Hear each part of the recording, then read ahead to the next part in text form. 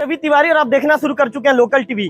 आपको बता दूं कि जब से प्रदेश में कांग्रेस सरकार की विदाई हुई है और भाजपा की सत्ताधारी पार्टी जब से भाजपा सरकार में आई है, तब से कांग्रेस भाजपा पर हमलावर हो गई है। चाहे प्रदेश स्तर की बात करें, जिला स्तर की बात करें या ब्लॉक स्तर की बात करें, लगातार जो विपक्ष में बैठी कांग्रेस सत्ताधारी भाजपा पर हमला कर रही है और आरोप प्रत्यारोप की जो राजनीति तेजी से चल रही है।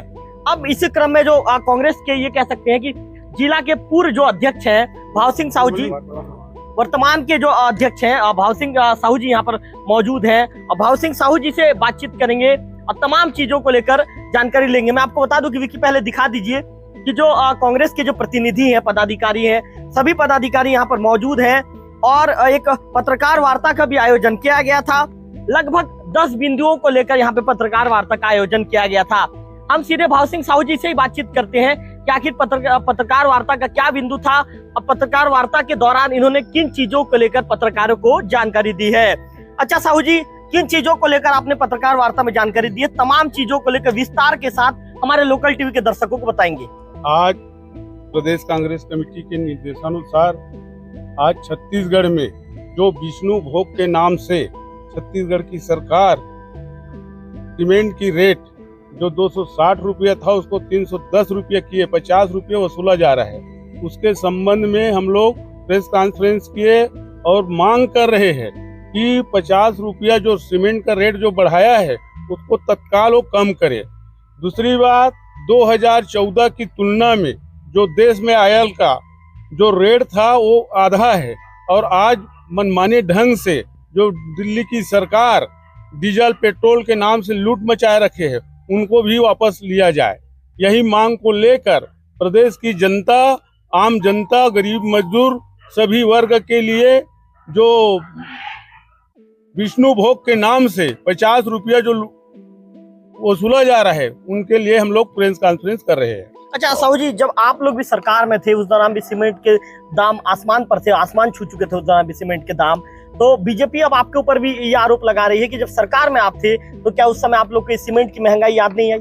सीमेंट पूरे कंट्रोल में था, हमारी सरकार जब था हर चीज कंट्रोल में था। आज देखो जैसे जमीन 30% जो रजिस्ट्री था उसको भी खत्म कर दिए, तो बिजली का बिल आज आधा था उसको भी आज पूरा वसूला जा रहा है।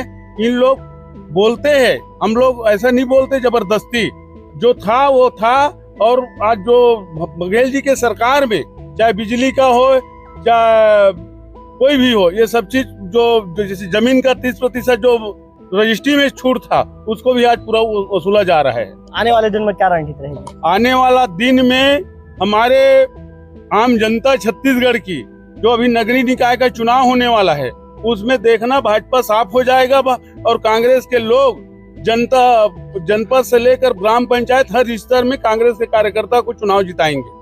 तो आप ये भाव सिंह साहू जी को सुन रहे थे, इनका कहना है कि नगरीय निकाय चुनाव में फिर से कांग्रेस वापसी करेगी। लेकिन कोमर्रा जी मौजूद हैं। कोमर्रा जी क्या कहना चाहेंगे? देखिए, सीमेंट जो है इंफ्रास्ट्रक्चर का महत्वपूर्ण कड़ी है और ये अभी आवास बनाने में और विभिन्न निर्माण कार्यों में सबसे महत्वपूर्ण मटेरियल है। अगर इसका रेट बढ़ता है तो इसका सबसे ज्यादा असर गरीब तबके को और मध्यवर्गीय तबके पे होगा। तो हम सरकार से मांग करते हैं कि ये की जो कीमत बढ़ाई हुई कीमत है इसको वापसी करें। नवीन जी, क्या वाकई में परेशानी है? बहुत ज्यादा रेट है, सीमेंट का बहुत ज्यादा रेट बढ़ रहा है, बिजली बिल में बहुत ज्यादा है और जमीन का जो रजिस्ट्री 30% बढ़ा है। बिल्कुल परेशान है जनता। क्योंकि आप भी ग्रामीण अंचल से आते हैं, गिरसुल के निवासी हैं, ग्रामीणों में सीमेंट के लेकर रेट को लेकर क्या चर्चा होती है? गरीब लोग बहुत परेशान है इससे। इनको सरकार आवास दे रही है, सरकार आवास के नाम पर कहना चाहिए लूट हो रहा है ये।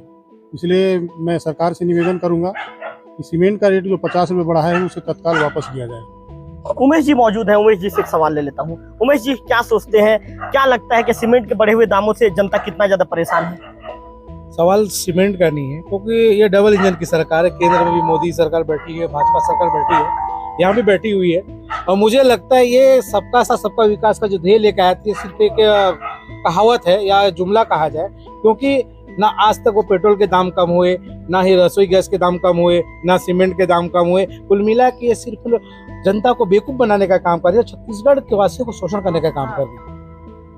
उमेश जी, क्या आपकी सरकार जनता के साथ थी, बघेल जी की सरकार? 100% हमारी सरकार, बघेल सरकार किसानों के हित में थी, युवाओं के हित में थी, बेरोजगारी के हित में थी।